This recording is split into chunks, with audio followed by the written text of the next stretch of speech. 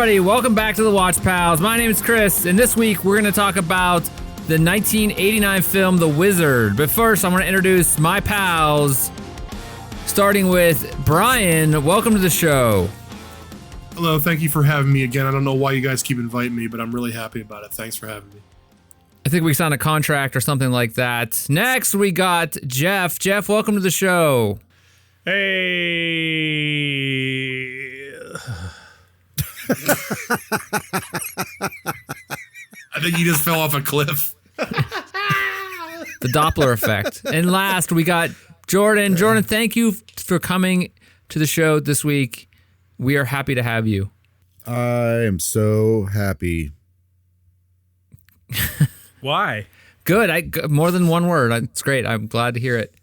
Anyway, we're going to talk about The Wizard. Now, this is a movie I picked, so I'll be steering the ship this week. But I also, at the end of last week's episode, when we watched and talked about Dragon Ball Evolution, I mentioned why I picked this film, and that is because when I was younger, I watched it a lot, and it really was a big part of my childhood, and I was wondering if it stood up to time, because I think the last time I watched it was probably 14, 15 or something like that, maybe even earlier, because it was just a great movie to have and or to watch for me, someone who grew up playing Nintendo, and as we all see, and we all know who've watched this movie, that it's just basically a commercial for Nintendo and Universal Studios, I think.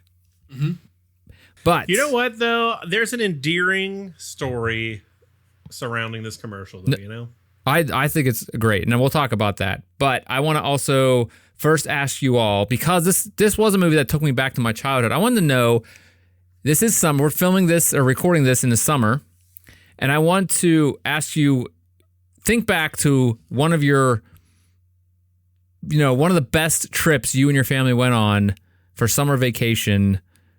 What was that trip? And for me, it was obviously going to Disney World whenever I was at the earliest time I could remember going to Disney World, and just like getting to experience Disney World for the first time I remember it, that I can actually ride rides and everything. And that was my grandparents took me, and I remember the only thing that happened that sucked on that trip was I got a really horrible ear infection and we had to go home early. But the trip was great up to that point. So you ruined your family vacation.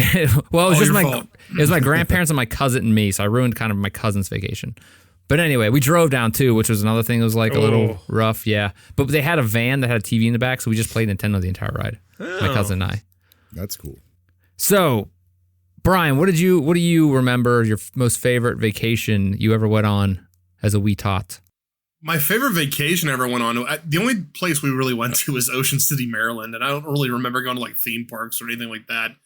But I can kind of half cheat here and say that because my dad worked for Pepsi for 20 years, his boss slid him some VIP tickets for the Nintendo Power Championships when they came to town in 1990. Oh. So I actually got to go up on the stage that was on this film because they toured it around. What? And they did the That's full awesome. Challenge and everything. So I was 6 years old, so obviously I didn't do jack shit, but what they did have at the event, and it was at downtown Pittsburgh at the time, was a display kind of like the E3, what they were doing up until recently, where they would just show all the new Nintendo games and things like that. They had little things like that, but then they had the big stage that Chris will talk about later in the film, that they showed Super Mario 3 on. And I think off the top of my head, they did the challenge was Rad Racer, Tetris, and I can't remember the third.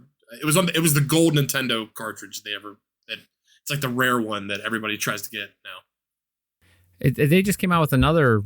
Nintendo just released the Nintendo Championship. So that's exactly what it is. So that's a recreation now of what they were doing back in 1990. It was a competition to see, nationwide, who was the Nintendo champion, and they ran it through their magazine Nintendo Power as well. And then they had this film running at the same time as a cross promotion, or at least to push it up. But long story short.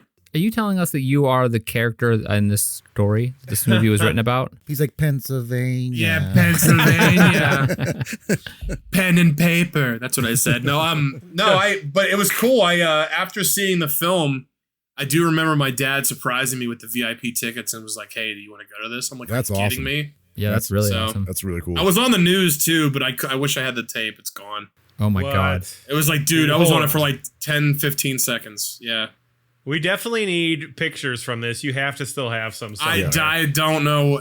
All I know is it was, like I said, it was the local news covered it when it was in Pittsburgh in 1990, and I was on the local news because they asked me and my dad about just Nintendo. And I had a Nintendo Power camo shirt on with Mario jumping with the star. I do remember that. That's awesome. Wow. So during these actual things, because I was always curious about this, were they speedrunning kind of things?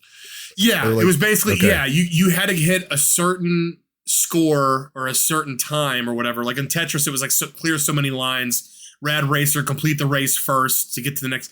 And the way the cartridge worked, it was a three-part game. So once you finished the first section, it would just go automatically to the next one. And then, yeah, they would go by a speed. They're like what the fastest time was to complete it. Oh wow! All right, Yeah. man. That's geez. All right, I I'll know go I into went it off on a later. tangent there, but this really has everything to do with the film, believe it or not, Right. ladies and gentlemen. As a kid, and I'll go on this later. Like that's very overwhelming to me, like terrifying. Yeah. Doing something like that as a kid, like yeah, that's. I was just that's a lot. stoked to see the big stage, but we can talk, yeah, that comes up later in the film, the whole tournament thing. Jeff, what about you? What's your favorite vacation from childhood? well, geez, I don't even know how to follow that up. Yeah. We went to Conneaut Lake Park a lot, so I definitely have fond memories of that. But I think probably the first time we actually went to Cedar Point as a family, just because the roller coasters were so next level there compared to everywhere else. That's a good one. But yeah, I mean, you know, we didn't go on a ton of vacations, but those ones kind of I remember a lot. But yeah, going to Conneaut Lake, like renting a cabin and stuff, that was cool. And then Cedar Point, again, just being there and with the fam riding all the crazy rides and stuff was fun. Conneaut Lake Park had like a amusement park there too, right? And it got bought by it got bought by one of those major things and got shut down right away. Geauga Lake, was that there? Yeah, Geauga Lake? Maybe. I know a tornado hit it at one point, and it was kind of like never the same. Like, they had some really cool they had a thing called the Devil's Den there. I'll never forget it. It was this really cool ride. Was that the roller coaster that you could see the front of it and it went like, it looked It was like hell. inside of a house, almost like the Exterminator a little bit. Right, but I think the Devil's Den, there was a drop at the front, like you could see the coaster come across because like it was like basically showing off like the dip in the ride. Yeah. The only thing I really remember about it was just one, how it looked so cool, but two, there was this wall that everyone stuck their gum to, and it was disgusting. And it was just like no one's gonna scrape this off ever. It's how long has this been here? Blew my mind with that Devil's Den reference. It's You crazy. like Six that? Flags. Yeah. I think Six Flags bought Conneaut Lake Park and Geauga Lake and then like shut them down eventually. But I remember that was a big deal back in the day. But Jordan, why don't you tell us about your most amazing childhood summer vacation? Tell us about your summer camp stories. I don't have a family, so I don't go on vacations. Oh, that's not true. I've met them and have Yeah. gone on vacation with you with them. I'm trying to think because we did do Disney World, I think twice. I just remember being a kid and like my dad had like a Honda Accord, and there's my parents and I have 3 siblings. So the 4 of us, all 4 kids, would be in the back seat of this Honda Accord on these trips, and it was just like that was kind of a lot, like because we'd just be messing with it, like someone's constantly touching you. So it's a 3-person car, 3 seatbelts back there, Yeah, but all 4 of you right. in back there. Yeah. yeah. So I think that was safe. I remember like we went to Dollywood once. I think on our way down to Florida, we stopped at Dollywood, and I was like, I don't want to do this, but I remember that being fun. Right. I was like, oh, that's kind of interesting. I'd love to but go yeah, there now. Yeah, I hear it's yeah. amazing. Yeah. Yeah. Man, Disney World for sure, though. I think that's one that sticks out. We did Six Flags a few times because there was one, I don't know where, because I'm originally from Chicago. There was one around us. I don't know where exactly it was, but like some of those rides as a kid, I was like, I could never do this. But like family members were doing like, yeah, come, you do it. Like roller coaster ones that had like, at the time, I think this had like one of the biggest like drops, I think. I was like, I can't do that. I'm not doing that. But like family members did. And I was just like, they're like, it's so much fun. I'm like, nope, no, thank you. I'm good. No, but Disney World for sure. Yes, Disney World was great. Peter Pan ride. Oh man. Peter Pan ride. Oh yeah, that Oh one. man. Oh man. We took one of our friends there to Disney World for the first time in like college. Remember that, Jordan? Yeah. It was a weird experience. I remember families are just like, why are these 4 grown men just Disney World together? Yeah. You know, I'd never been to Disney World, and you guys didn't take me. I've never been either. Only been to Universal once. How before. dare you? Universal was cool, especially when they had like that Back to the Future ride. That was awesome. Yeah. I did ET when I was down there. It was amazing. Oh man. I definitely want to do the Nintendo Land. Yeah. It's not in Florida yet. It's only in California right now. But when it opens, that's definitely someplace. Coming to Flow Rider. It looks really small though in Florida. It does look small, yes, but that doesn't mean it's bad. No, I think it looks awesome. But I'm interested. I think that's just because California parks are smaller. Yeah. Right. All right, let's get on to the movie The Wizard. Before we get started, I know that we've all seen this before, multiple times, many of us. Can you tell me what you were expecting, not seeing it maybe for a long time? Like for those who haven't seen it for a few years, maybe since they were younger. Like Brian, when's the last time you watched it prior to this? Probably like a year ago. Okay, never mind. I'm the wrong person to ask this question. So Jeff, when's the last time you watched The Wizard? It's been a minute. At least 5 years, probably like 10 or more. I don't know. Who knows? But yeah, it's been a minute. Do you think? What were you expecting going into this? Like, did you remember a lot of it? Did you think it was better or worse?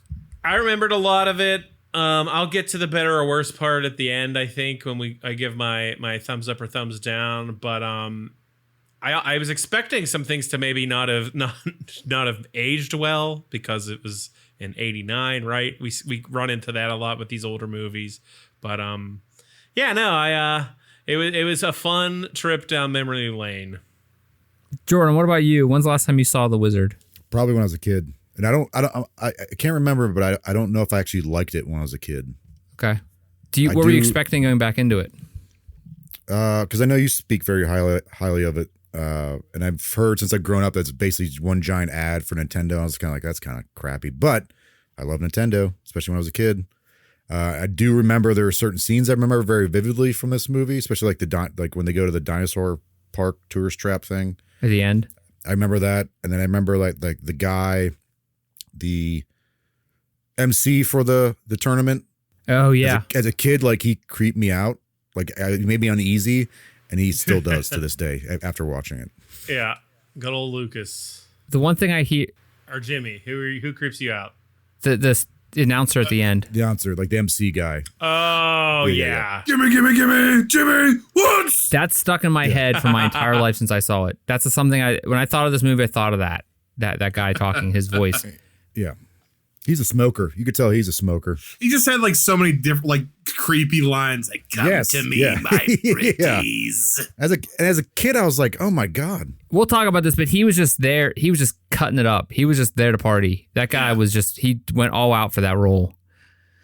But anyway, let's jump into the recap here. And of course, just like last episode, I want your help in this, getting through the story of The Wizard, which again, 1989 had such great actors as Fred Savage, who is yours, right, and the older brother of one of the greatest actors in the greatest shows of all time, Boy Meets World, Ben Savage, who's Corey from Boy Meets World. And they both had curly hair. Yeah, and both fine actors. Yes. Ben Savage is not in this though. No, but his name is Corey, which is weird. Yeah. Oh, yeah. Jordan pointed that out to me the other day. I was like, whoa, that's strange. Fred Savage, Jenny Lewis, who was in a few different movies, I think, through her acting career, but she was mostly known for her musical career in bands such as Riley Kylo? Rilo Kylo. And Mellow Yellow. Wait, she was in Star Wars?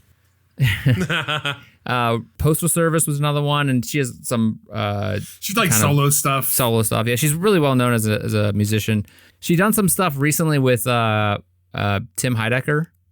And then Oh, really? Who actually does like legitimate folk music aside from his comedy stuff. Oh, well. no, she acted in something with him. Oh, okay. Oh, really? Okay, well, there's that too.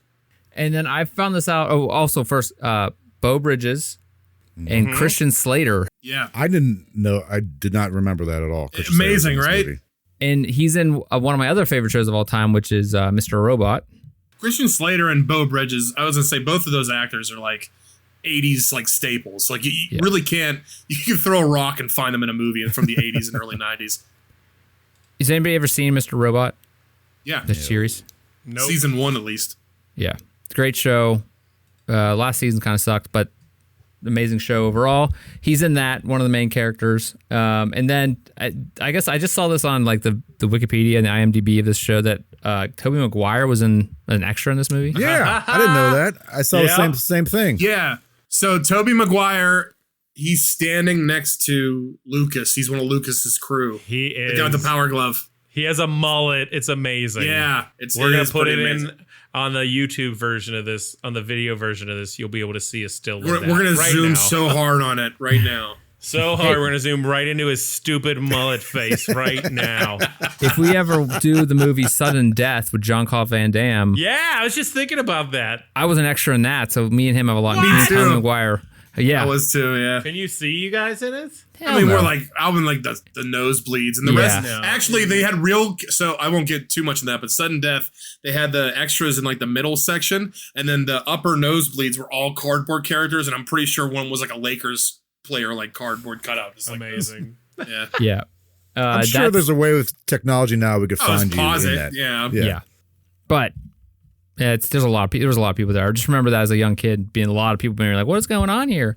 Yeah. So there's amazing actors in this, and again, as we mentioned before, it is a giant commercial for Nintendo. So let's go to the beginning where we start out with a young boy walking down the street in a kind of like a desert road. Middle of the desert. Yeah, and he's walking Highway. by himself. He's a young boy. This is one of our main characters, Jimmy Woods, who's 9 years old at the time. And there's a plane searching for him, and then an officer shows up, puts him in the car. Kid keeps on saying California, and he tries to keep walking away. And so He's known for doing this. yeah, and that's what's going on to the radio. So you find out kind of like you're kind of building this idea of that the family structure, this who this kid is, and like kind of the family structure in here, and that he has some type of maybe some kind of disability, some kind of handicap, and it's kind of weird how they set that up throughout the entire movie that maybe he has some type of he might be on the autism spectrum nowadays, but At the time, it wasn't really like identified that way, or Correct. they didn't get into that kind of depth to that condition. He's a few bricks shy, I think is what the Yeah. quote is. In it. I was forget like, what? exactly. I forget exactly what That's it the was. 80s for you, man. Let me see if I can find it real quick. But there was a fun fact about why they didn't specifically say autism. Wait. They said he had PTSD eventually. Yeah. yeah, right? that's what it is. Yeah. The filmmakers decided not to mention autism by name in the film to avoid comparisons to the Tom Cruise and Dustin Hoffman film Rain Man. I was just Rain going to bring Man, that up. I was just which going to was bring that up. released 1 year earlier. So there you go. But also, maybe this is in like the conversations in the movie. Maybe that's why I didn't say it. Like, oh, he must have autism. That's true too. That's true. Because what we found at the end is like that's not the case. But yeah. we'll go into that. Do they ever say what state they live in? Utah Is it Utah? Oh, yeah, because the dad's business is there too, right? and all the license plates are Utah, and they even say right. at the end a boy named from Utah. Okay. A all boy Yeah, I think- called Boy Utah. from Utah. Yeah, boys from Utah. Anyway, so we go back to Jimmy gets picked up, and they cut to this scene of his mother, his stepfather appears in a institution, and they're talking about His condition. where he's just building blocks on the ground, these kind of blocks, building these structures. And the stepdad is kind of like really saying he needs to be institutionalized and that he keeps on running away as the whole neighborhood on alert. So you're kind of painting this picture that this kid just has some kind of, again, they play it out to be autistic or some kind of issues. And going through this movie, that kind of develops. But We're starting a theme here with kids and institutions. Wizard of Oz, Yeah. Their return, yeah. Turn on, yeah. Anyway, we then cut to his father, Beau Bridges. Beau Bridges, at home with Christian Slater and Fred Savage. So we introduced those guys. They are typical, like a single dad trying to make his kids a home, trying the best he can. Obviously, there was something in the family, divorce, something like that. I like the whole thing of like it's a dad who can't cook. Yeah, typical dad can't Yeah, cook. the house is a Burnt the mess, but casserole. he's a handyman. Trying the kinda best guy. he can. Yeah, trying to give his kids a better life or whatever. And it really shows like that there was something that happened in this family because the mom's with Jimmy and with a stepdad, and then you have they cut to this other family. And the one thing I like about this movie is they have these 3 separate stories going on at the same time, or maybe even 4 in some cases, but they keep on breaking between these 3 separate things as we go through the movie.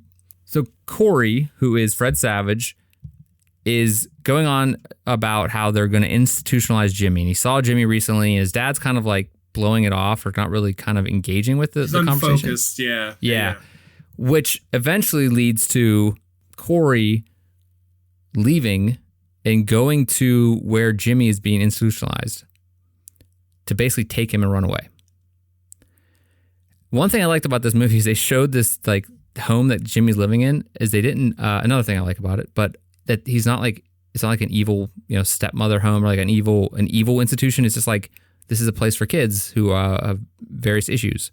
They didn't make it out to be some horrible, terrible place that he has to take him away for that. Right, it wasn't the Return to Oz kind of thing. Correct, Where it's like, right. we're gonna zap your head now. Yeah, strap you to a gurney. Or any typical movie of the 80s of a kid's in a station. So Corey decides to run away with Jimmy, and it doesn't seem like they have very much of a plan. They take, Corey and Jimmy take off. They don't pack anything really. By the No. way. And not only that, They're but kids. I mean, yeah. he Yeah, walks they're into kids. this institution and walks right out. Yeah. Yep. Also, Jimmy always has his lunchbox with him. I don't Correct. think you mentioned that yet. He will not let it go. Yeah.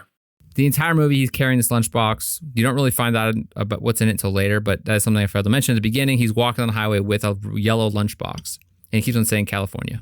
And I think it's funny when they leave too. There's like just happens to be the hostess truck that they could jump into to like hitch a ride. But like, what would they have done if that wasn't there? The hostess truck little The thing is hostess crazy. truck. Yeah. Like, what would they have done? Crazy adventure we're on already. So they jump into that truck, and we jump to them. The parents finding out that they're gone, right? And they're all the Christian Slater, Beau Bridges, the mom and the stepdad are in the office with at the hospital. They're distracted there, yeah. Yeah, and so they're like, well, what are we gonna do? Where'd they go? And they say like, I think his stepdad says, will you just let them jump into a hostess truck? And they're eating cakes across the United States right now. We don't know what direction they went in. How do they know they got in the hostess truck? Yeah, who spotted them in there? Right, but also who didn't stop them from getting in there? How would they even know they're in there? Maybe they like it was like too late. They saw it going down the road. I don't know. Oh, yeah, who knows? That would have been the only way they got away. Plus, can we discuss for a second? Like these kids are feeding themselves on Hostess snack cakes across. That'd be awesome. It'd be awesome. But those kids are also going to get really sick. Well, yeah. Well, not kids. I don't know, man. Yeah. They're just shoving chocolate and sugar into the systems nonstop. Yeah. Eventually, it's going to reject it. Chris would get very sick. Oh, I eating would. that. Yeah, Yeah. No, I could eat them forever. I just be gross. Anyway, opening the bags would be like, how would they do that so quietly? Because you could never do that. It's just a noisy truck. There's no way that's a quiet ride in that hostess truck. Oh, yeah, as I say, if you don't know what Hostess is, by the way, if you're listening out there, it's just the snack cakes we're referring to. Yeah. So also like at the next stop, he already has a tray of food of hostess he's bringing in. Wouldn't he have to have gone to the back of the truck to get that where they're hiding? Then they could be hiding. Unless those now or kids something. hid really well. Yeah. They found like a panel under the truck. they're like hanging under the tires. Also, the guy, maybe he just didn't care, and he's like, I'm leaving. I don't get paid enough. He's just staring at kids eating Hostess cakes in the back of his truck. Yeah, he's like, I'm not doing this today. I'm not talking to them. The idea of a movie about the idea of kids, like young kids like that, just wandering around across, whatever, multiple states. Like today, you'd be like, those kids are probably going to get murdered, right? Like sold into slavery or something like that. Crazy. Like, Jeez. What? The 80s were all about adventure. Yeah. Kids could go on adventures like the Goonies and things like that. Yeah. This is a very adventurous time for children. Yeah, I guess so. Couldn't track them at all, so you didn't know what happened to them. Yeah, they weren't chipped. Right. They jump out of the truck and they just start walking. And actually, Jimmy starts walking off, and Corey runs behind them. They're kind of looking at a map, but they get to a bus station. Yeah. Hold on. When they get out of the hostess truck, though, you see like the chocolate smashed all over their faces and stuff. Yeah. Yeah, that's what I mean. Like, there's like, they've been eating that for days. And Fred Savage is like, he says something like, "You animal." Yeah. Something like But that. he has chocolate on his face too. Yeah, he's a You have to be such a pig, is what he hypocrite. says, I believe. pot calling the kettle black, you know? I think step back to the meeting of the parents. The stepdad and the mom are hired a bounty hunter for kids. Yeah, this creep. Runaways for runaways. So they enlist the help. They hire a guy named Putnam. I don't remember his first name, but he is like this really He doesn't creepy need a looking first dude. name. Yeah, Yeah, he looks like a perv. yeah. He definitely looks like a pedo. Yeah. Like he Someone who fits would chase all kids. the look. Right, like he's got the glasses, the shirt. Yeah, I specialize in getting kids. Yeah. Of course you do, buddy. You definitely do. He makes multiple interactions. He has been in multiple interactions with Beau Bridges and Christian Slater Yes, throughout the movie. throughout the film. Yeah, And he's just like, you're ruining my business. You're interfering with my business. My job is to get kids and bring them back. That's how I can make my money. And he makes that kind of known at this point when they're leaving. And he's like, I'm going to go get Jimmy and bring him back. And then his parents are going to institutionalize him after this. But also they're like, what about Corey? And he's like, I don't give a shit about Corey. Yeah. You're not paying me for him. So that's where it's like, that's where this like discourse happens. yeah. The stepdad says that too. He's he's Yeah. lost cause that one. But I think he believes, he says like, he's not my responsibility, my financial responsibility or something too. The stepdad is a turd. He's a wiener. Who is that guy? He's like, He's been in other films. he's in a lot of, actor. he's like the 80s mean guy. Yeah, he's a jerk and everything. I know he was in Christmas Vacation. He was, yeah. He's actually kind of nice he's in that. he's his coworker in that one. Yeah, but he was also a weirdo in King of Queens. He was Carrie's boss. He's Yes. been in a lot of films. I wish I He's could. I knew weird. that He's in actor's name. Friends too. He's Chandler's boss in Friends. Oh, that's right. He's the one that slaps him on the butt all the time. He's got boss hair. Oh, that's right. Yeah. He was in Free Willy too. He wasn't. That's a liar. Oh. I'm lying. That's just Jeff. I knew it before he said it. You could have told me I would have totally believed that because I couldn't remember what the dad I was looked like. watching him the whole time. He might be. I didn't look it up. He's definitely not. You can't say definitely if you didn't look it up. All No, right. is Michael Madsen in one at least. Okay, so those two take off walking. Beau Bridges, Christian Slater hop in the truck. They're also going to try to find them. Putnam jumps in his car. He's going to go find them. And Right. so the race it's this, is on. yeah, the race is on to find the kids and bring them back. And not so much the race is on because it seems like Putnam's getting Well- Jimmy. They're trying to find Corey. So But Corey's with Jimmy, so yeah, I'm gonna go out on a limb here and say that the movie Dumb and Dumber borrowed a lot from this the road trip this kind road of thing. trip part. Yeah. well, if you go back to like the 80s, like a lot of those like I guess preteen like kids on an adventure movies, like there's a lot of them out Adventures there. and babysitting. That's true, and I guarantee shooting road trip scenes is like very cheap, right? So Yep. it's probably part of it. Best are in deserts, like out in the desert. Yeah. Yeah. We're going to cut to one of the main scenes in this movie where Jimmy and Corey get to a bus station and they try to buy bus tickets to what was the town were they trying to go to? It was California, I think. It was the California, but Yeah. we're in California. Los Angeles, I believe. Was that originally where they wanted to go? I think the guy said it only goes to Los Angeles or something. Yeah, They and were he's But like- then "That's fine." what did he tell him? What kind of money they had? Where did it get them? Like barely. Nowhere. Nowhere. But they would need $40 or $35 to get to, I forget what the town was. And they only had like 23 or something like that. Yeah. Snack cakes in their pockets. The most important part of the scene is when they meet Haley, our third adventurer, and the love of my life. You had a crush. Everybody had the kid crush. The young Chris seeing Haley, who was this at the time this red-haired beauty, a goddess. It was Jenny Lewis, as I mentioned before, who was a big part of the things I thought about sitting in school when I was like in 5th grade and 4th grade, and 7th grade. Slamming under his desk. 12th grade, college. Slamming under his desk. No. Slamming under his desk. This episode is going to be submitted as evidence someday. Yeah. No, he's thinking about the current person, which is not much better.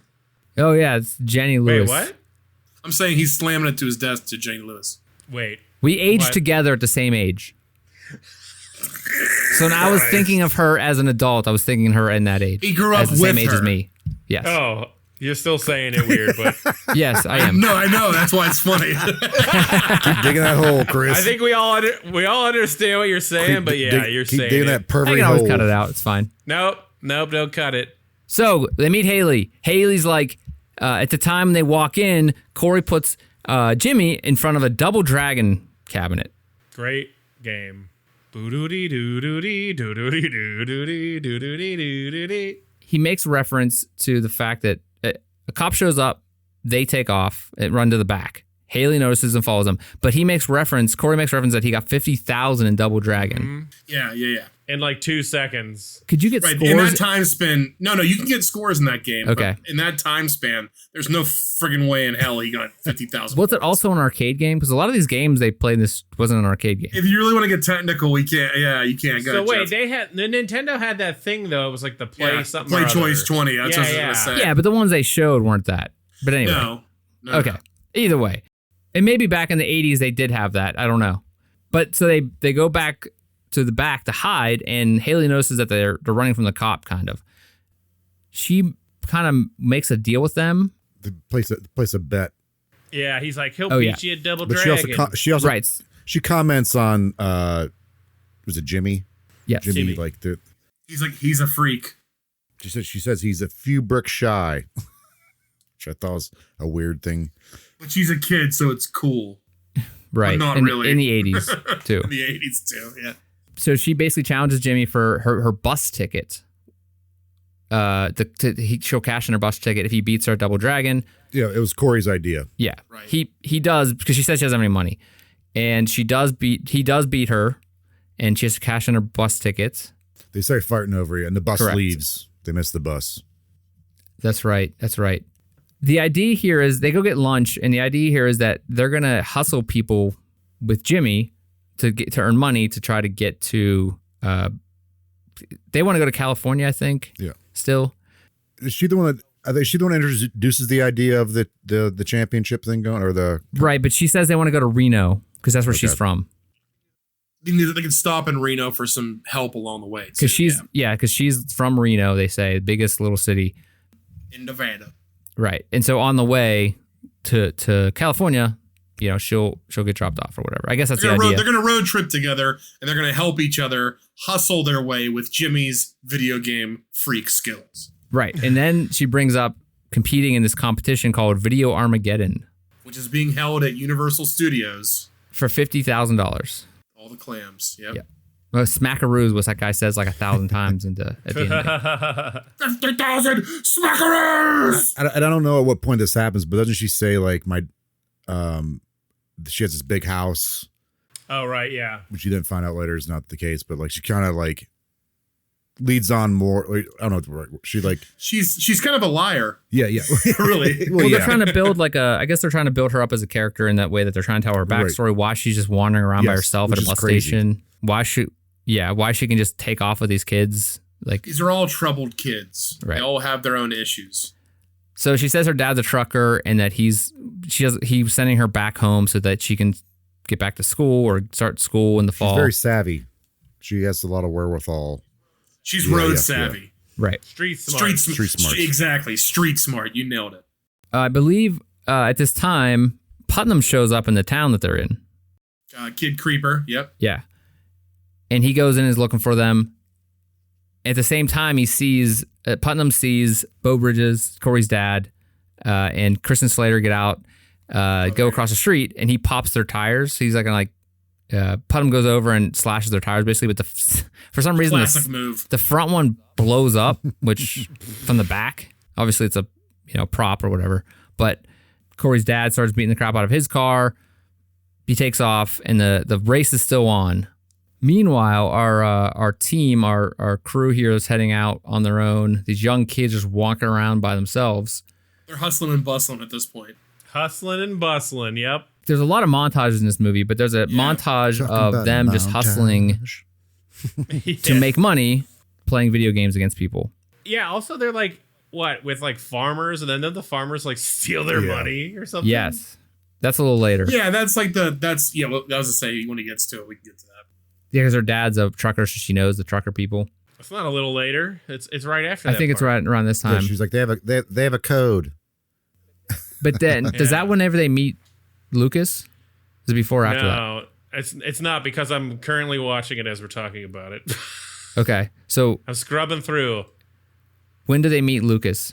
They don't meet Lucas till about 30 minutes in. So do they meet the bull? So at some They point meet the bullies first. Okay, there's Right, there's bullies at a local another That's like bar right. restaurant. So they're hustling people, and just like in any movie that has pool hustling, it's the same idea. Eventually, it's going to catch up Right. with them, and they're going to get taught a They lesson. hustle the salesman, then they try to hustle the kids that end up bullying them, but the lady like screams at them to get out. And then they meet Lucas. They get roughed up after the fact. Yeah. Do they get their money stolen in between that? Yeah, they get it stolen. The first people they're riding with are the farmers, and the farmer looks back and he sees that's right. her counting the money, and he's like, "I got it!" Ah! They're riding with like chickens or something. Cows. yeah, they're like riding Cows. with like cows. Okay. So they get robbed and left behind on the side of the road, and they kind of calls into like this idea of like maybe she's not as street smart as she thinks she is. Kind of question that, but Corey and them they go to another place to eat, or they're hustling someone. They said he's good, but not as good as Lucas. Right. Yeah. They run to another kid. Yeah, another kid. So they're like, who's Lucas? They go meet Lucas Barton. He was the prelude to streamer esports pros of the 80s. Yeah, he is definitely positioned as like the preppy, has everything like but villain guy. But they're hanging out in an abandoned, like they're playing in an abandoned like restaurant or That was something. weird. Yeah. Just a bunch of kids hanging out in an abandoned restaurant. He carries around like a box, like a suitcase of like all of his games and stuff. Yeah. With electricity still on in there, and they have a TV Their in power there. gloves. Yeah.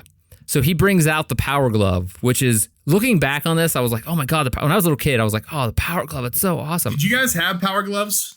No. Hell no. No, a friend had one, and I thought it was garbage. I had one. It sucked. Did it actually work at all? Well, I was going to say that it worked for one game. It was Super Glove Ball, because in Super Glove Ball, you were moving your hand on the screen. It actually made sense to, like, you know, what was going on the screen.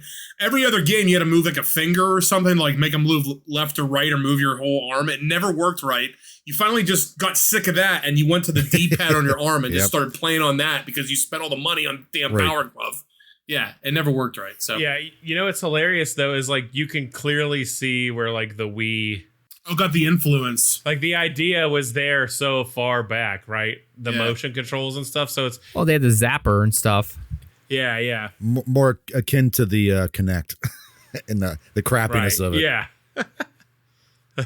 Jordan, what was your experience with the power glove you were saying? A friend had one, and I was like, "Oh my God, that's so cool!" Because like no one, like, they were so expensive. Like, So mind blowing at the time, yes, right? yeah, exactly. You're like, what? You move your hand and like your character So you moves, play it.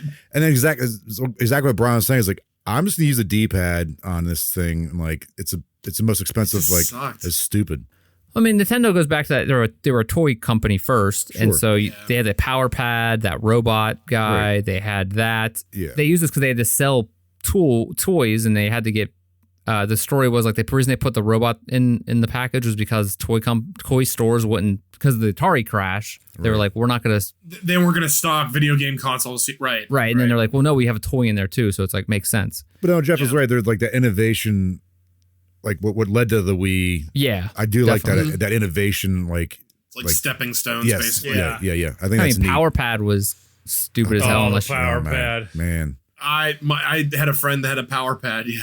That's like precursor to like DDR stuff, Yep. right? Yeah. Yep. I mean, Nintendo had a lot of weird stuff like that. Remember, do you ever have this goes off topic as hell, but the activator for Sega Genesis? The activator. What was that? It was like basically you stand in this circle. It was just a bunch of sensors, and the idea was you punch or kick and you'd move, but it didn't actually work. No, because you'd like be like A, B, like wow. It wasn't like you were actually fighting. Right. It would be a direction. I forgot that's what it was called. They were always like showcasing that with like Eternal Champions, I think. Yeah. No, I'll tell you about I don't want to get too off track, but the biggest ripoff I had as a video game accessory as a kid was I was stoked about the thing called I think it was called the Interactor. And it was a backpack you strapped to your back and it had a speaker on it. It was supposed to be this most interactive thing. I rented that from like West Coast Video and I put it on. It was the most piece of crap thing. And it's funny, man. It's because that era there was so much crap. I remember like getting like video game magazines. The back would always have like a gaming chair, like not like all the peripherals. All the peripherals. It was a toy remember thing. Those remember those mailaway tournament things, or things like just answer all these questions and you could win this giant TV setup with all the consoles, and no one ever won that. Yep. Jeff won. What did you win, Jeff? That what wasn't did you that. So I won a big screen TV as a young lad in a kid cuisine. I was home alone. I was like, I don't know. How old was I? 14, 15, 16, something like that. But I was home alone and I was just like gonna eat dinner, and my grandma got us a bunch of kid cuisines. So I took it out. I was gonna microwave it, and I was like, why the hell is this in aluminum foil? I can't microwave this. So I looked closer. And it's like, you just won an RCA big screen TV. And I was like, what? So, yeah, I won a big screen TV and it was awesome. All those people you always say, like, that stuff is so garbage. Like, there's that like movie or documentary about that guy who won like a fighter jet or something for Pepsi. Oh, the Pepsi thing. Yeah. Like, everybody always thought those were complete garbage. And I met Jeff and I was like, oh, wait, it really did happen. People did win crap. Yeah, and you know what's funny is our other friend also won a big screen TV, and then throughout school we were like, big screen TV winner pals. It was Mike. Okay. Yeah, his mom like guessed all the winners of the Grammys or something. That's I don't right. know, something like that. But also, this was a big screen TV. We're talking about like one of the old 4x3 giant box ones that was like as tall as me. The projector ones. Yeah, it was. I saw this thing in high school and I was like, oh my God, you won this? So sick. And it was cool because it was a projector inside, but like every once in a while, like a spider or something would get in it. And we would have to take it apart because you would see the shadow of like the spider in the screen, right? Crawling around. Yeah, but it was awesome. I loved it. It was so sick. Yeah, HD really killed that TV though. But anyway, we're going to jump back here to the Wizard because they just met Lucas Barton. And this kind of brings up the kind of twist in the movie where Jimmy's supposed to be like this like amazing player that can just touch a controller and just beat anybody in any game.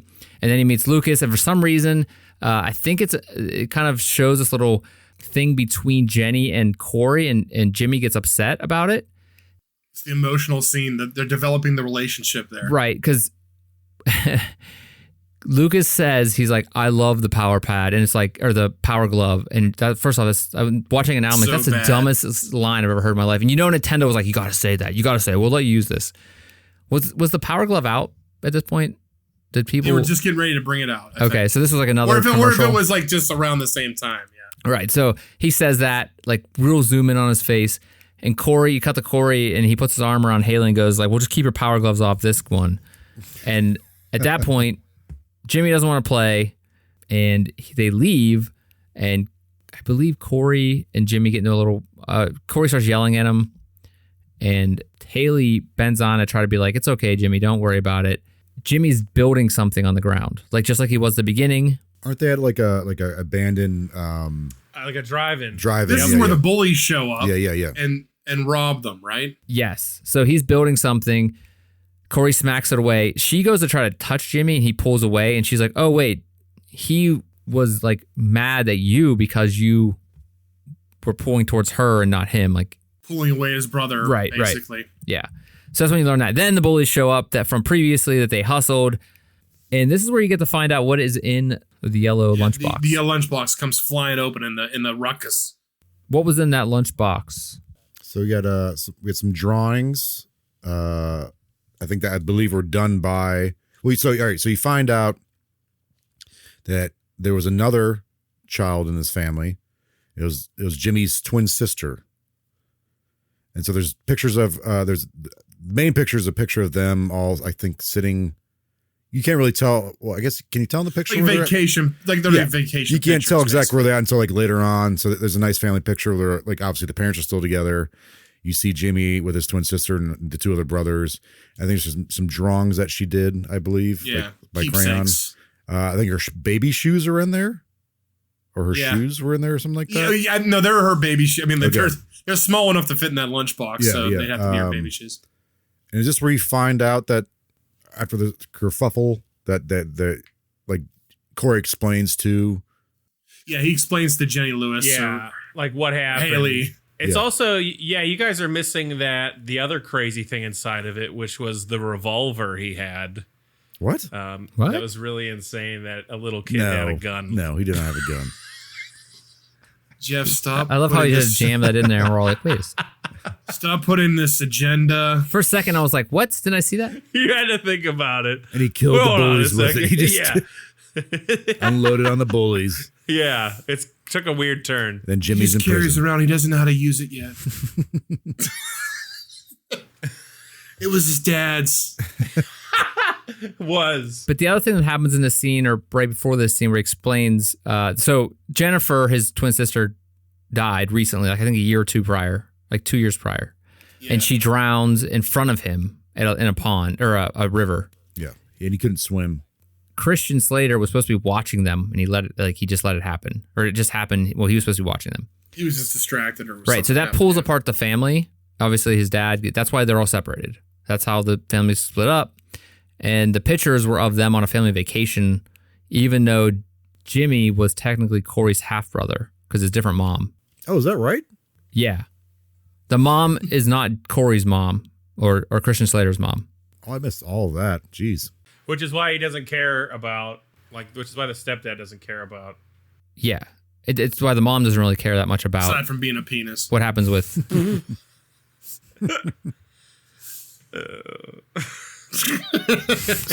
Being a Sorry, I just wanted to chime in. So wait, sorry. So who wasn't Beau Bridges'? They're all Beau Bridges' kids, just different moms.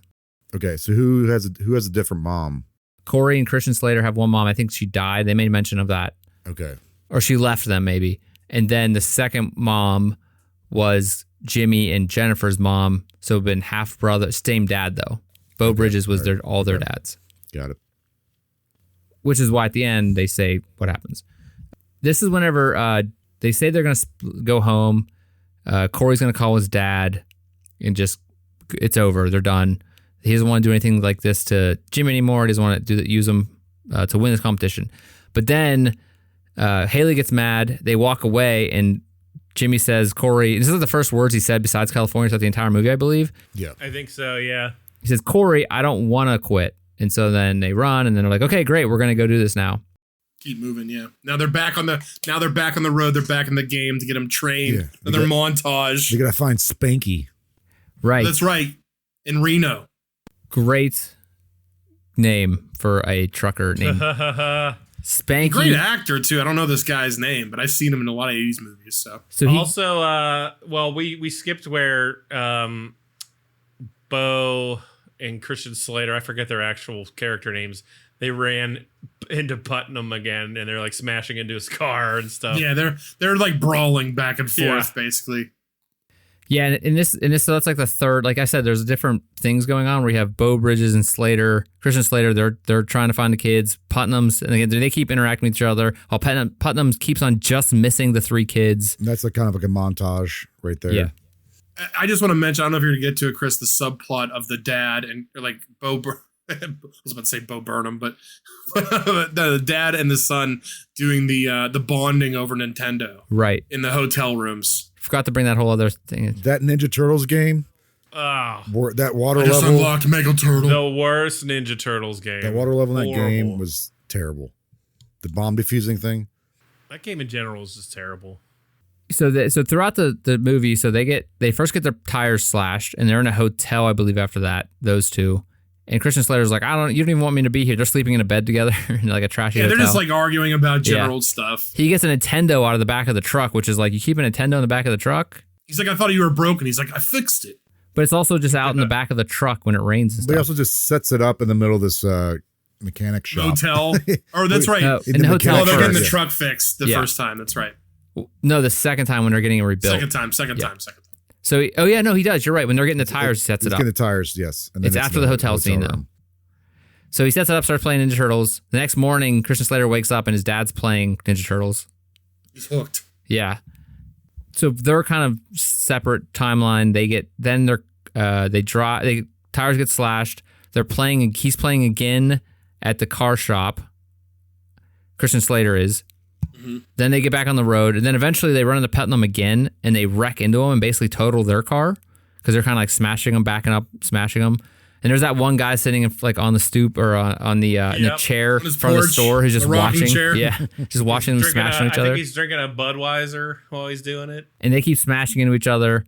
Putnam's car is completely destroyed, like kind of like Dumb and Dumber destroy, where they keep on driving it. Or no, Tommy Boy. See? All these great comedies borrowing from the Wizard. Yeah. What happens next? So that's their kind of arc. Then their car gets towed. They're just basically moving across country. They keep running into Putnam and getting their truck more wrecked. Right. So every time they run into him, they have to take it back to the shop to get fixed. And then, they got it towed, and then they start demoing it, like taking it apart. That's right. And they have to put it back together. Because Putnam paid the dude on the side. Right.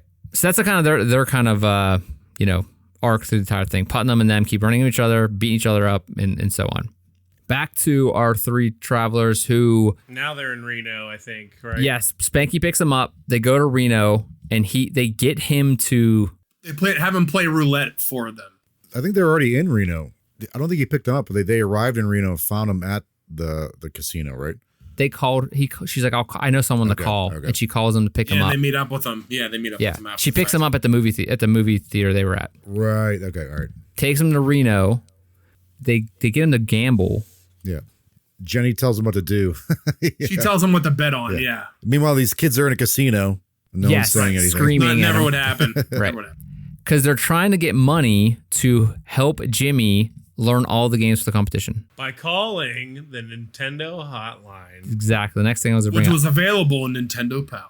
Yeah. I think Spanky wins $400, and that for that $400 they were to stay at a hotel and basically play games nonstop and use the Nintendo hotline. Right. Which, that's insane. Did you ever call a Nintendo hotline when you were a kid? No, my parents would have murdered me. No. Also, I called it. I didn't need it. I didn't need it. It was like $3 a minute or something insane like that. Yeah, it was ridiculous. Yeah, it was that's what it was in the 80s and 90s, you know? Yeah. $1.99 a minute or whatever. So I was looking into this because I remembered there's some crazy story about the Nintendo hotline. So it was launched in 1987. And basically, if you have a problem, you just call it up, and it's like you pay by the minute or whatever, kind of like one of those 900 numbers back in the 80s and 90s. And you get advice from some guy who was called a gameplay counselor, just sitting there, Yeah. and he would tell you what to do in the game. Yeah. He had binders full of stuff. But they also, I forget what documentary I was watching, but to become the game guy counselor, you had Game master. You had to be able to play games in front of people for your interview to prove that you were any good too. You could actually go through it. Yeah, they had to see Yeah. if you could actually play games. But also, I think the developers just gave him all the information. Well, right, but also it's crazy that this was someone's job. Yes. I mean, yeah. streaming is people's jobs now, which is insane. Game testers. Yeah. Well, game testing makes sense. You got to make sure it works. When do you think Right. do you guys know when they shut down the Nintendo hotline? No, I have no clue. Give me a year, I'm gonna say 90. because I have the number here. I'm gonna say 2002. Jordan. Ooh, 2002. That sounds good. I'm going 2004. I changed my answer to 99.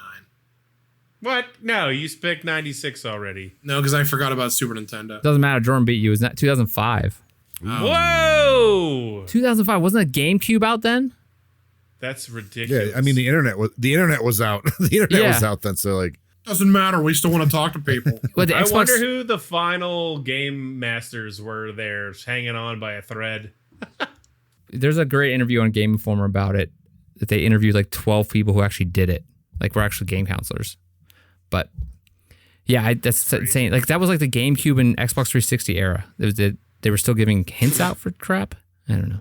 Yeah. I guess probably they worked for Nintendo Power, so maybe they're doing something else. But anyway, this is when another montage happens. They're at this hotel, and basically Haley's on the phone with these Nintendo Power people, getting hints for every single game on what to do. Just taking all the notes on every single game. Right, but if Jimmy's such a great player, why he doesn't need notes for all his other games? Well, because she's just trying to be prepped because at that tournament, she doesn't really know. Nobody knows what games are going to be out there. Right. And I think they even give a number of how many Nintendo games were out at the time, don't they? Like 80, 70 or 80, something? she said. It could be 70 or 80 games. I mean, I'm going to go ahead and say the main driving force of that was to showcase that hotline, and it didn't matter. Correct. Thank you. That's exactly what I was going to say. Hotline, all the games available on Nintendo. Right. It had to be, because 87 was when that hotline launched. This movie was 89, so you know that Nintendo was like, put that in there too. Yep. To show that you can call this hotline if you want. They cut a scene out of Mario holding a gun to the screen saying, you better buy it now. I'm sorry. At this, so you also in this montage is Corey kind of like there's like a flapper girl who's like a young girl Cigars, selling cigarettes. stuff. Like, they threw in like a kid's waitress for the kids area. How is she getting paid? Is this legal? Candy. Yeah. Candy. Jeez. Her mom's holding it for her. But she's like candy cigars, candy cigarettes. That's what she's selling. So weird. They're basically in like a casino for video games. It's like just what it's set up as. Well, and just to throw this out there, like at least in Vegas, there was that circus they actually had for like kids and everything. Not for kids, but they had they had like a kids section. Yes. Yeah. Yeah, and so that makes sense. But they're also playing up this idea of like, did Nintendo have like something in there back in the 80s? I don't know. I'm wondering. Well, the crazy thing is, if you're thinking about like the arcade like situation in the 80s and everything, it really was that big before the whole big crash. But and home consoles killed it.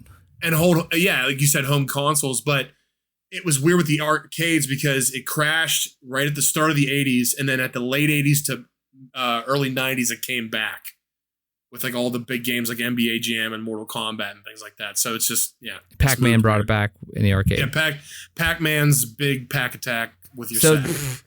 They're going through all this. Jimmy's playing like all these different games. Eventually Putnam shows up at this hotel, finds Corey, and like goes running, and then this one lady's like, oh, he's in the arcade, and he goes running after him. This is when something like, as a kid, I saw this scene, I was like, oh, like one of those things where like, I hope my dad isn't watching this with me this time, because she screams something at Putnam, or screams something so that Putnam drops Jimmy, and the police take him out of there. It's one of those lines that if you had it playing on a TV when you were a kid, you had to like look around because you're going to get in trouble. Especially because like what he says follow up was like, later Putnam's like, she didn't even have any. So I was like, ugh. That's terrible. Yeah. So again, 80s movie. Wait, okay, I'm sorry. But in any case, they take off. They make it to cut to her house, which is like this trailer park, and they're like, she's like, this is my house, which is just like a trailer. Apparently, she lets on that her mom had a gambling problem, took off. Her dad, I guess, is a truck driver, still out on the road trying to make money for them to help them survive. Although you never really understand what's going on with her dad, which is crazy, even though given the ending of this. Yeah, where does she go? Does she stay with them? Does she go back home? They don't really emphasize on it too much. Oh. So there's an extended version of this that has an answer to that. But we'll go into that. So I guess this is where they're like, we have to get to California. Mm-hmm. And they call Spanky again, and they get Spanky. Oh, wait. Does Spanky and his buddies beat up Putnam first? Yeah, because Putnam gets his hands on Jimmy and tries to get him away. So the truckers put up a roadblock to stop him. And there's actually something I want to bring up in that scene. It's one of my favorite parts for stupid reason. Putnam is trying to talk his way out of a bunch of truckers about to beat the crap out of him. So they don't show Putnam on the screen. He's off screen and he's saying, listen, guys, relax. It's very hot. And they do that thing where as the truckers are coming up to him, they're punching their hands. They're really showing you visually they're about to beat the shit out of this guy. So as soon as he says, okay, guys, it's very hot, the punch sound effect is so Looney Tunes. Yeah. It is amazing. It's like, And then they cut to Putnam with an insanely big black eye on his face. Right, Amazing. just rubbing a slushie on it. Yeah. So he loses Jimmy at that point, and then the truckers have the kids and the crew, and they're en route to the... Spanky takes him to to Los Angeles. And he also makes reference that he stole the truck and he's speeding and stuff. Can't believe I found this truck. Yeah, he's like, I'm going to get in trouble for stealing a truck anyway, like from his boss or whatever. And then Jimmy says, step on it, Spanky, and he does. So they get there just in time. The Universal Studios, where Jimmy is able to compete. Yeah. What's game is it again? I can't remember. Ninja Gaiden. Okay. Also, wait, isn't the guy checking him in looks really familiar? He's a familiar actor. He's from Pirates of the Caribbean. Oh, yeah, you're right. He's been on Scrubs before. Yeah. He's been on a lot of different movies. So and shows. really quick, as they're like making their way through Universal Studios, there's like a Mickey Mouse looking character, like a mascot, but like it can't be Mickey Mouse. But I think they say it's a panda. Really? Lady Panda. I have no idea. I was like, cause they show Should we other look this up. Is there a Universal like panda? because they show Woody Woodpecker and like all these other Universal characters, but like, what's this Mickey Mouse? It looked exactly like Mickey Mouse, but it had like this smaller ears. I was like, I think they say it's a panda. I was like, Is it like the other one that's before Mickey Mouse, the one that he drew and then got taken off him? Steamboat Willie? Yeah. No, Maybe that's what Universal bought it. Well, maybe. I don't know. I'm looking up Universal mouse mascot, but I'm not coming up with It might be just something they were making fun of Disney in there for, because it was a Universal made this movie too. Right. So, and they were trying to promote. It wasn't What? Fievel, was it? No. Okay. They're running through Universal. They get to the thing. The guy checking them in is again great actor, and Intense and very intense. Yes. yes, they go into this like big arena. There's all these people playing different games. God, I can't believe we didn't mention this yet. What? But in several scenes of this movie, New Kids on the Block is playing in the background. Oh, really? Yeah, I don't think I noticed like it. a couple scenes. It's like the same. Oh song. no, you're right. Like Hanging Yeah. Tough, and there's another one too. You're right. Yep. There's also a great "Send Me an Angel." Is it your? Yes. that's- Oh, I was going yeah, to say the yeah. same thing. With the bikers. Yep. There's I don't know who sings this version of it in the film. There's like a couple versions of it out there, but whoever sings it in this version, it's the '80s version. It's great. It's like the new wave version. Isn't that song also in Karate Kid or something like that? Or like Over the Top or something. Maybe, yeah. One of those '80s movies. I don't think I've ever seen Karate You Kid. never saw Karate Kid? No, I'm kidding. I have. I'm wearing the Miyagi-Do shirt right now. I was just gonna say Miyagi-Do Dojo. Yeah. I don't remember it, but I definitely seen it when I was younger. Oh, they're great. Even Cobra Daniel Kai. LaRusso. Yeah. There's more than one? Oh my God, Chris. Oh, get the hell out of here. That I didn't you know. nut. I'm a crazy guy. All right, where are we at? Jimmy's playing Ninja Gaiden. The notoriously difficult game. Very difficult. Also, like, they get there late. Like, they're the last people, like, they're part of the last group to actually play Yeah. the game, right? Yeah. Well, it seems like they just caught it just in time. Yeah, right, yeah. Because the guy's like, get in there, you're late. Yeah. So they play, and Jimmy, Lucas, and another player, a girl named something Grimsley, I think. Maura Grimsley. They make it. What's that? Maura? I think that's right. Mara. Okay. Her name's Maura, but there's definitely like 3 finalists. Yeah, it's Lucas, Jimmy, and Mara. and Maura. Yeah. They make it to the third final rounds where they're going to play something they haven't really announced yet, which we'll go into. But Lucas obviously looks like upset that Jimmy made it because I guess Lucas is actually kind of scared of him. He's Like, nervous. He's a little nervous. So they go outside because they have 15-minute countdown to the final round. They go outside.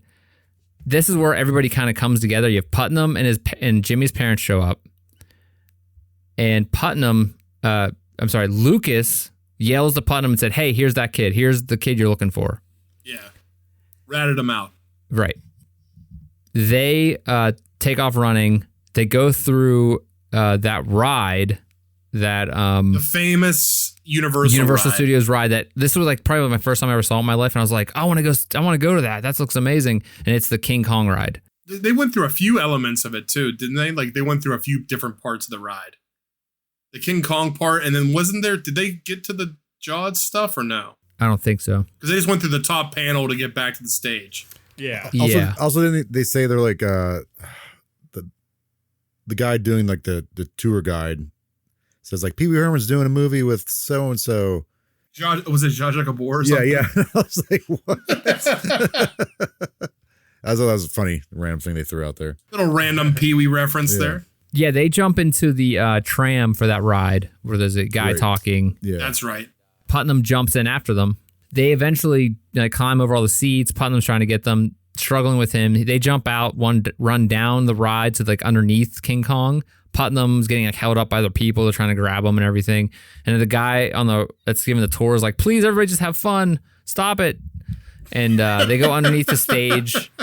I think this is where they have like a final run-in with Putnam where they get on Christian Slater and Corey's dad, Jimmy's dad show up. Yeah. Putnam punches his dad in his face. Yep. And that slows them down. But they get into a cage and it like starts moving and Putnam's like, what the hell is this? And it's like, it's an elevator button. It starts going down. Yeah. The hell? At the same time this is going on, that they're calling for Jimmy to get onto the stage to start the final round. Yeah, the other two finalists are ready to go and they're trying to get the last part of the tournament started. There's a countdown. Yeah, and he says Jimmy Woods. Jimmy. That's when he does the Jimmy Woods. Yeah, gimme, Jimmy Woods. And then you also have that thing where Corey was yelling. He's like above the stadium, and Corey's yelling down to Lucas. Lucas is ignoring him, and so on. All right, so the thing opens. The guy goes, "Okay, he's not here." He opens up the Video Armageddon stage, and like opens up in this big thing, and it I think this is when he says they're gonna play something, and Jimmy's standing there on the stage already. Yeah, he gets revealed in the coolest way. Yeah. There's like smoke and fog going off. There's strobe lights going off. With his lunchbox still in hand. They announce that they're playing a game no one's ever played before. I looked it up after to make sure, like, on the screen, it says Super Mario Brothers 3, which is the name. They announced Super Brothers 3. In America, it hasn't been released yet. It was released in 88 in Japan. Right. And in America, I think it got released in, like, 90 or something. Like, it didn't release right away. Yeah. No, it was a big... I remember seeing this in the theater when it came out when I was a kid, and I saw that on the screen, and I was, like, shocked. Because I didn't even think they leaked that Nintendo Power. They might have only shown, like, one or two screenshots of that game, like, of a Super Mario 3. Yeah. So that big reveal was, like the world premiere for the U.S. anyway, of, like, everybody seeing it. I remember that being kind of a common thing, too. Like, all these games would come out in Japan, and, like, we wouldn't see them in the United States for, like, a year or two. Yeah. Yeah. Translation or sealed. Sure. Yeah, they had to do testing. The business side. Because, like, exactly. Licensing. The way that whole works is, like, they have to get someone to actually publish it here. Right. If you want to hear a crazy story, look up the story of how Tetris made its way over here. Oh, yeah. That is insane. Well, the reason why Nintendo was able to prosper after the fall of Atari was because they were very strict on who they'd license their stuff to. Right. They had a real mark of Q&A. Like quality yeah, and that's stuff. why the 10-gen was able to, like, get around it, which was actually 10-gen. was actually just like Activision, I think. It was Atari. Oh, is that what it was? Yeah, that was their Nintendo label. Oh, and But they to this day, Nintendo still has very strict practices around everything, pretty much. Oh, unless you're just putting stuff on their online console thing. That's true. They've lightened that up, but their own first-party stuff, they're still very strict about. Yeah. I sent you all a picture of the panda thing. I saw that. It's like a total I don't know what rip-off. that is. I have no idea. I just thought it was interesting. Oh, yeah, what is that? That's definitely Mickey Mouse, is what Right. that is. I mean, It's Universal making fun of Mickey, right? Yeah. I'd assume so.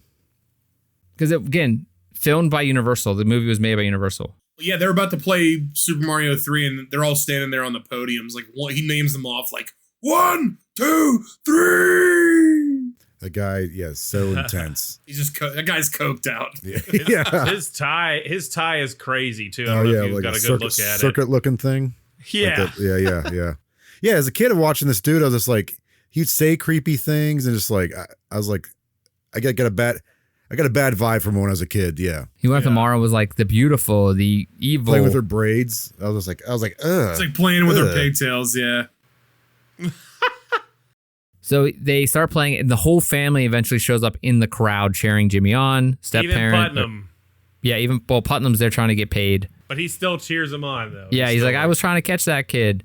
Yeah. I know that kid. Oh, you know what? I forgot to mention, when they're at Haley's home, Oh, the trailer park? we forgot to mention that they had like the love scene on top of the. Oh, yeah, they smooch. Kiss. Yeah, and she push him or punch him or something first. She punches him first, and then she smooched him, and I think she might have punched him again. I'm not sure. She punched him once before when he was put that mask on. Mask on, right? Yeah, yeah. Very abusive relationship. Well, yeah, when they're in that that junkyard sleeping in the truck. But Corey makes a comment. He's like, maybe you don't like to kiss guys or something like that. And then she's like, that's when she kisses him, because he's basically saying that she doesn't like guys. Anyway, then Putnam, they wake up. Putnam has, what's his name in the car? Like, is taking Oh, Jimmy. Like, yeah. While they were distracted smooching, he snagged Jimmy. Well, they went to bed and they woke up in the morning and he was gone. But he was like carrying him out to the car. And that's when they called him the truckers for the roadblock. Right. Is that how they get him back? And then he got punched, yeah. Because Putnam throws suckers at him. He's like, we're going to be together for a while. Well, yeah, he gets him in the back seat and he's just throwing suckers at him. And then Spanky takes him to L.A. Gotcha. That's what that was. Yeah. All right. Finally, they're competing.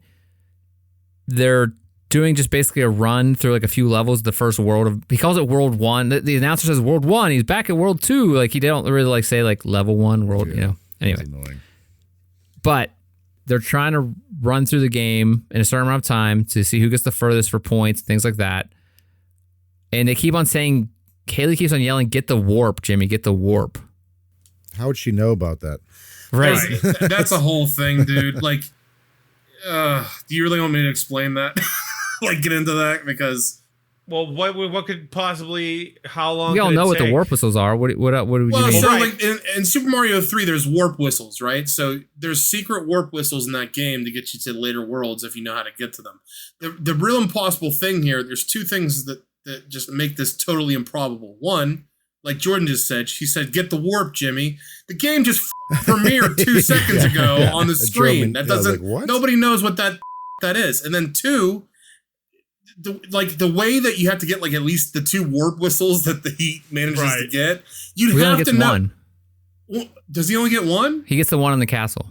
Okay, you so he fly gets up. the, but you'd have to know to fly up to that corner and then hit up to hit a door and to get that warp whistle. And then the other one that to drop and through the block in the background, that's like somebody would have to tell you how to do that. There's no way you'd figure that out. Yeah, are they implying that the game guy told her this because it wasn't out? It doesn't make sense. Right. So yeah, that's a gap. I'm wondering if it's a reference to the first Mario Brothers, where you have those when you pass, like, in the second level, you go all the way to the end and you can drop Yeah, down. the warp zone, yeah. Yeah. But like again, like the game just came out like whatever 10 minutes ago when these kids are playing it. Right, yeah. I'm just saying, like, I know I'm a nerd, but like, come on. Well, yeah, there's no way, and they probably just did it because they wanted to show cool tricks happening. Yeah, they want to show off the game. I totally Yeah. get it. It's just like, what is happening? They just wanted to get to World 4, which is one of the best worlds with the giant stuff. The giant stuff. When I saw that, like, as a kid, I was like, oh my God, look how big they are. And then when I got that game eventually, I remembered from the movie how to get the warp whistle for that Yeah. one. Right. And that's probably like a lot of people our age was like, oh, that's how you get the warp whistle. When I would wait at the dentist's office, they had a Nintendo, and I would just warp to 8 and try to beat it before I had to go in. So obviously, Jimmy dies twice, so kind of like gives that tension of like he's not gonna beat him, and then all of a sudden, In the like game, right, not, he not finds in real life. Yeah, he doesn't have a cardiac arrest or Yeah. anything. he dies in the He dies game. on He stage. loses lives in the game. I should say that. And then Master Roshi comes and Kamehamehas him back to life. Right in his chest. Yeah, They put adrenaline straight to his heart. yeah. Jimmy eventually wins, beats Lucas and Mara by getting the warp whistle, going to World 4, and somehow he gets more points. And just like right at the end, he like just pulls ahead and wins. So he wins $50,000. We cut to they fire Putnam, I think. Yeah, I'm sure they did. They like say like Putnam, we're not doing business with you anymore. 'Cause No he's like, hard feelings. look, I brought him back. Whatever. On the ride home, this is when we get the big like whole story of the family. On the ride home, he's riding with his mom and his stepdad, and he starts freaking out. Everybody else is following them in his dad's truck. He pulls. They pull over when he sees the dinosaurs that he keeps referencing from the picture. Park or whatever it is. Right, which is in California. Yeah. Which nobody seems to be working at when they get there, by the way. Right. It's just open. It's abandoned. And I mean, maybe it's just a store and it's just in those. So maybe anybody can go in there. A store where everything's free because no one's working there. There were people in the big dinosaur when they walked up. But they also like go behind that curtain. Like, Right, I'm assuming you're not supposed to go back there. There's like So- graffiti. Yeah, the Showtime curtain. So you find out that in the picture, it references that dinosaur that they just stopped at because it's whenever the family was the happiest and like Jennifer was there, they were all together. And so that's what the story was really about, him trying to take Jennifer back to where they were the happiest at that point in time, at this point. So he puts the all of her stuff, he brings her to a place where she was happy, puts it there. And that's what he's been trying to do for these 2 years, I guess, as you find out that he kind of had he kind of shut down after she passed away. And you find this out throughout the movie that he's not so much that he has, more of an autism he's on this autism spectrum, but he is actually in PTSD, as Brian mentioned earlier, and he's having this kind of problem with losing his sister in front of him, his twin sister, who was obviously his best friend at the time and all that. That's how the movie stops, or the movie ends, where you have him putting the box there, they get in the car and they go home. And I think you actually hear his mom say, I'm going to head home with my family, to his stepdad or something. Oh. And actually, I think she says to take all the kids to the real dad, yes, I think. you're right. Yeah. Take all of our kids home, is what she says. Yeah. And what you guys don't know, in the extended version, Mario comes out and says, "Mamma mia, rest in peace." It's a weird thing Nintendo made him do there. Yeah. It's crazy. Mario comes up. He's got a 1-up, and he brings Jennifer back. It's crazy. Mama Ria. He's in the booth. He's in the boot. It's Boot Mario. Yeah. Jesus. A very sad moment. Yeah. His Odyssey hat goes on top of T-Rex and just eats everybody. Oh God. Well, it was a very sad part of the film that is now ruined. You do see them drive off into the sunset with the 3 kids, Haley, Corey, and Jimmy, in the back of the truck. That is his dad's Safe. truck. That's real safe. I think they're strapped into a seat, though, it looks like. But the one thing that I always wondered, now I'm looking back, first thing I said whenever I saw that was wait, they never explained what happened to Haley. She's just getting taken home by this family? We'll drop you off along the way, yeah. There's an extended version where they do explain that whole thing. They take her out to the desert and bury her. Jesus! Put her out of her misery. Put you out of her misery. No, because it's a whole thing about her and Corey having a relationship or something. What? Wait, Kids. no, no. Wait, so It's not so much they get together, but it's how they're going to continue the relationship and everything. Or something. And then her dad was there or something. do they take don't her know. home then? Is that what happens? That apparently in the extended version, I think that's what happens from what I read. But there's definitely something about her and Corey, and something with her and Jimmy. Not Interesting, yeah. And then there's the stinger where you see the worker at the dinosaur place clean up, and he throws the lunchbox out. It's like, oh, this is garbage. Burns the What's stuff this? inside of it. That's not useful at all. When I remember watching it on this rewatch, because I would have put this together as a kid, but I was like, that's not going to stay there very long. right. Yeah. Something I thought to as a kid is also Some other kid's is going to grab it. Yeah. I was like, maybe someone should grab that. Wait, guys, go back and grab that. Grab that stuff that's important to your family. Anyway, that is the movie The Wizard. That's it. That's the whole movie. And I want to get your feedback from the movie. So I'm going to go around and... Brian, how about you? You look like you were ready first. I didn't say. Yeah. Man. What is your feedback from the movie The Wizard? It's a classic for me, but I'm obsessed with video games, so I'm very biased. But it definitely feels like an advertisement. I mean, you guys know that. I mean, it was sponsored by Nintendo in some form. To okay, we got all this new product coming out. Let's put a movie out with Fred Savage. Let's get some hot kid actors, who's like the latest kids out there we can get in this film. Hot kid actors? Well, I didn't say. Hey, he didn't mean it like that in the pitch, all right? Oh, no. We want the sexiest kids in this movie. Jesus Christ. That's what you said, not me. I didn't say it. You definitely said that. But no, it's a classic. It's cheesy, but if you love Nintendo in the 80s and you love Fred Savage, you can't really pass this movie up. Thumbs up. I don't know if we're doing thumbs yet. Not yet, but we'll come back to you. I'll say it again. Man, what else did Fred Savage do before this? Like, was Princess Bride out by this point, or Wonder Years, or anything like that? Yeah, Princess Bride was before this, and then he did. Did you guys see Vice Versa? Nope. No. With Judge Reinhold, where he switched places with him. Oh, yeah. So I think that was the year before The Wizard, maybe a year or two. Was the Little Monsters movie out before this? Little Monsters. It might have come out at the same time. Okay. Or Princess Bride was 87. Yeah, so it was a couple years before this. Kevin Arnold and the Wonder Years started in 1988.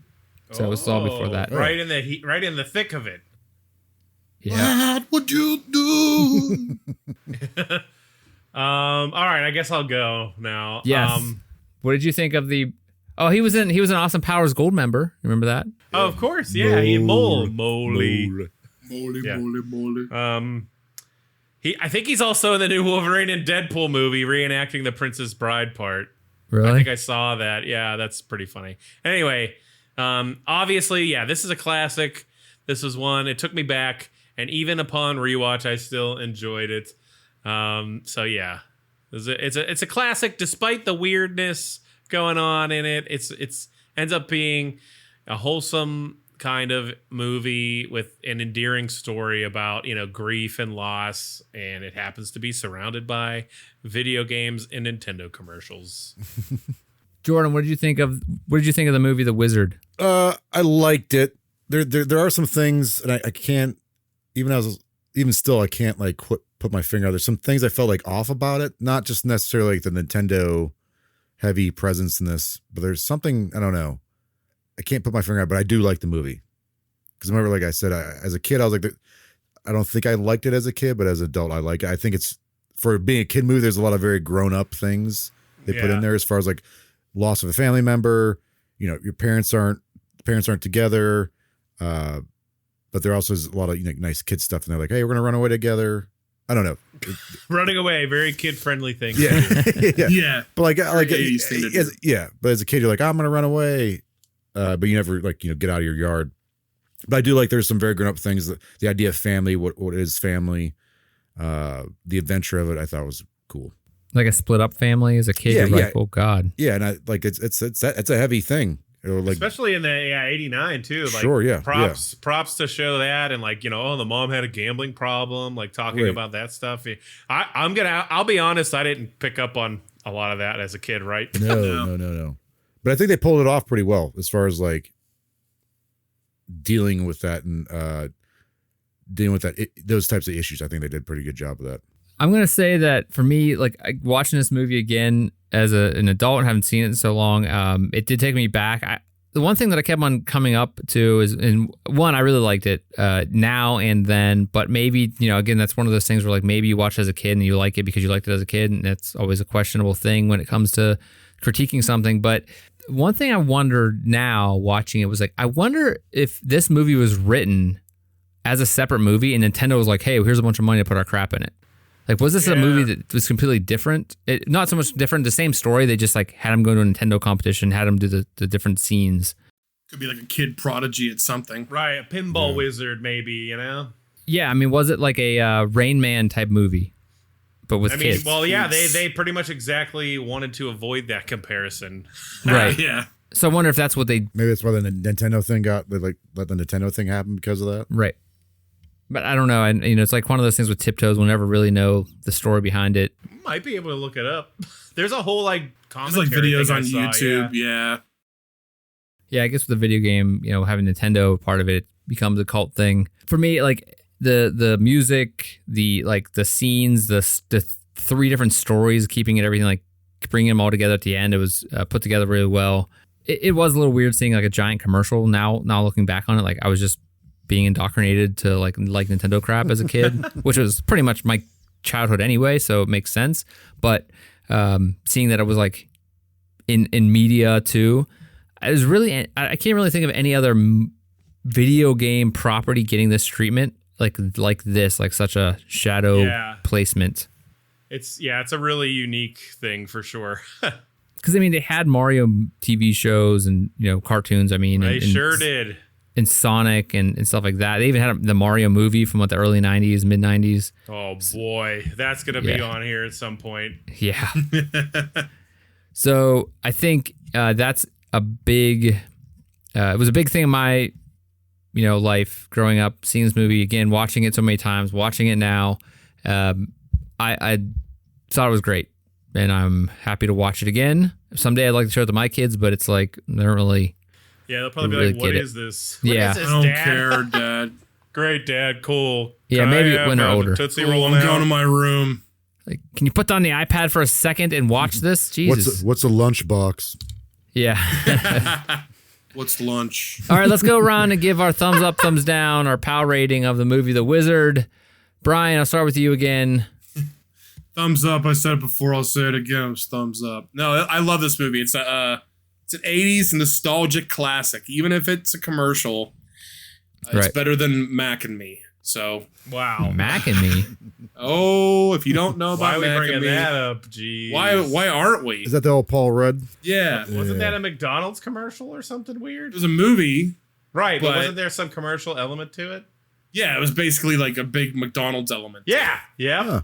There's a That's whole so weird. McDonald's dance number in that film. I was thinking of Mac, like Apple Mac, Tosh. No. There's a movie called Mac and Me. It's like E.T. ripoff. If you It's guys weird. have Netflix, it's on Mystery Science Theater on there. We will watch Mac and Me at some point for Yeah. sure. Put it on the list. Jeff, what is your rating for The Wizard? Definitely a thumbs up. As a childhood, I loved it when I was a kid because the video game stuff, right? I didn't really care about the story, but I do remember the story as a kid, so it resonated a little bit, even back then. And then, as an adult, you get to, watching it again now.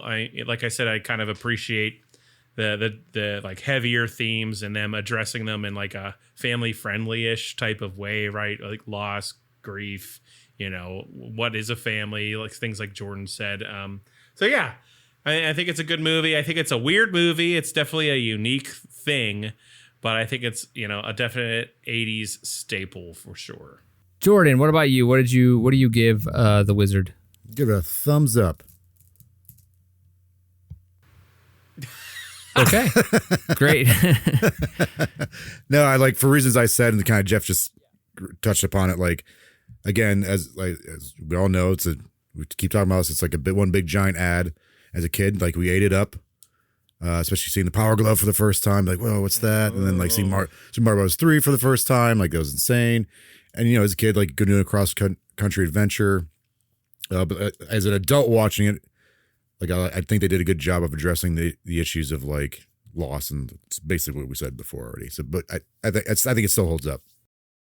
I agree with all what you guys said. The story, the different messages they give, and although the commercial was a weird thing, but that's just part of that time and what was going on in the world. I think was part of that, of like Nintendo was big, and just the way they put the story together was really good, really well done. I give a thumbs up as well.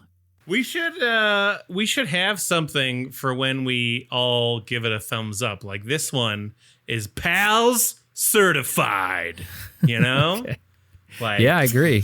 let's A PAL do it. certification. We got to get a It seal. started right here. PALS certified. We're PAL calling certified. it right now. The beginning. No. Quad thumber. Quad thumber. Quad Quad Thumber. I like Every that movie better. that gets a quad thumber, we like send them like casts of our thumbs to the director. we pound a Quad Thumber on. Yeah. PAL seal of approval. Yeah. A seal of excellence. Seal of Quad Thumber. A thumbprint of excellence. Oh, thumbprint. Next week, Brian gets to pick the movie. What movie are you picking for us next week? I was gonna throw a curveball, but I decided today, I was like, I'm gonna do a classic. I've seen it a million times. It's one of my all-time favorites. So we are going to watch Indiana Jones and the Last Crusade. Oh, that's the best one. That's the best one. That's why I love it. It's not my favorite, but I love it. It's even like it's not only my favorite among the series, it's one of my favorite movies of all time. So that's why I picked it. Well, we've already know what you're gonna thumb it. Thumbing Indiana Jones. Wait, bronze thumber. I'm gonna single thumb it. A preemptive thumb over here. I don't like it. If a movie gets pre-ordered my 4 thumb. thumbs up, does that automatically give it like to get 8 thumbers? Because a super thumb. I mean, you're saying like 2 thumbs from each Super person, thumb? right? At the end of this season, we're gonna take all of the movies we did that season, and we'll have to vote and figure out which one was the best that season. That gets the super thumber. The super duper thumber, yeah. All right, everybody. You can Thank thumb you a for plumber. listening. The Palmer. Yeah. Arnold Palmer. Anyway, thank you everybody for tuning in to the Watch Pals. Next week, we're going to be watching, as Brian said, Indiana Jones and the Last Crusade. If you'd like to help us out, you can give us a follow, give us a like, whatever you have on your podcast platform of choice. If you want to follow us on social media, all those links are below in our show notes, or you can head on over to the website at watchpals.show. Please send us an email or connect with us on social media. Let us know how we're doing. Have questions. We'd love to answer some questions on the air. Maybe we'll do a question answer episode. I don't know, depending how many we get. Please stay tuned next week for the next Watch Pals. Thank you, Jordan. Thank you, Chris and pals and people. Thank you, Jeff.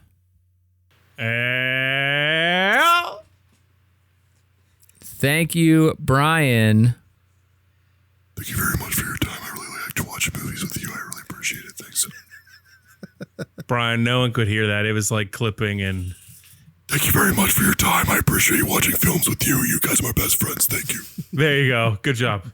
Thank you all again. Thank you, everybody out there. We'll see you next time. Set your watches for the next Watch Pals. Good night. Watch your Clean your Put glasses. your glasses down. Yeah, don't. All right, hit the stop. All right, hit the stop. Hit the stop.